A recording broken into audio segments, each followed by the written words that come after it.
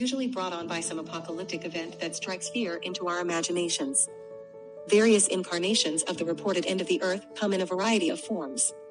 Nibiru of Planet X, the Mayan calendar apocalypse, the rapture. A new great flood. An unstoppable fire. A biblical prophecy. A supervolcano. Or a rogue asteroid or comet slamming into us.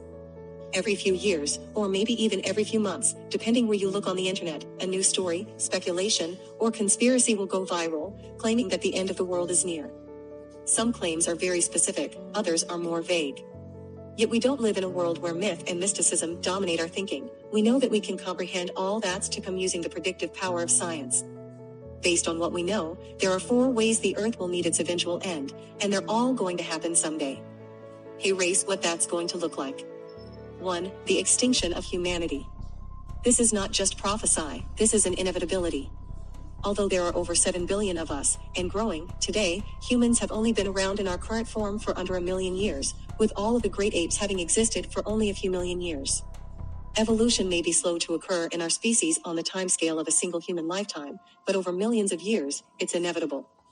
As the Earth changes, the pressures on different species to survive will change as well, all while random genetic mutations occur. Some mutations are beneficial to surviving the present pressures, and those are the genes that are most likely to get passed on. Whether the offspring of humanity millions of years from now remain sentient, as we know it, is beside the point. The point is that millions of years from now, even if the descendants of humans are still around, they won't be human any longer. Humans themselves face pressure from all sorts of factors, including a changing planet with limited resources, from other humans, in the form of war, as well as nuclear, chemical, or biological weapons, and from the natural world, in the form of disease. Whether an out-of-this-world catastrophe, like an asteroid strike, occurs or not, the eventual demise of humanity is inevitable. Whether we have descendants that survive or not is immaterial. We will go extinct on this world eventually. On geological and astronomical timescales, this is likely to happen sooner than later, and will be the first end of the world for us. 2. The boiling of Earth's oceans. It's such a fortunate cosmic coincidence that our planet is the size and mass it is, with the atmosphere it possesses, at the distance it is from a star exactly as massive as our own.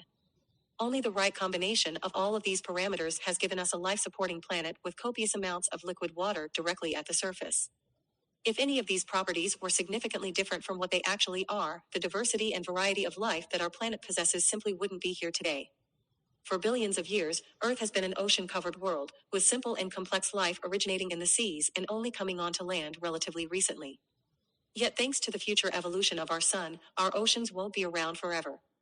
As helium builds up in the sun's core, the region in which nuclear fusion occurs, it expands with dire consequences for us.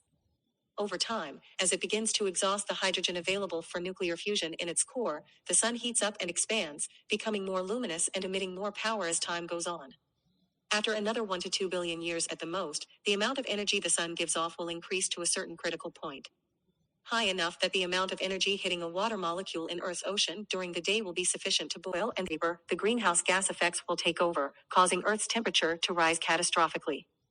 Our planet will become more like Venus than like Earth today, becoming totally inhospitable to life on the surface. Only, perhaps, a few simple organisms will survive high in the cloud tops, but life as we know it will end on our world. The cosmic experiment of complex, differentiated organisms will have come to its natural end.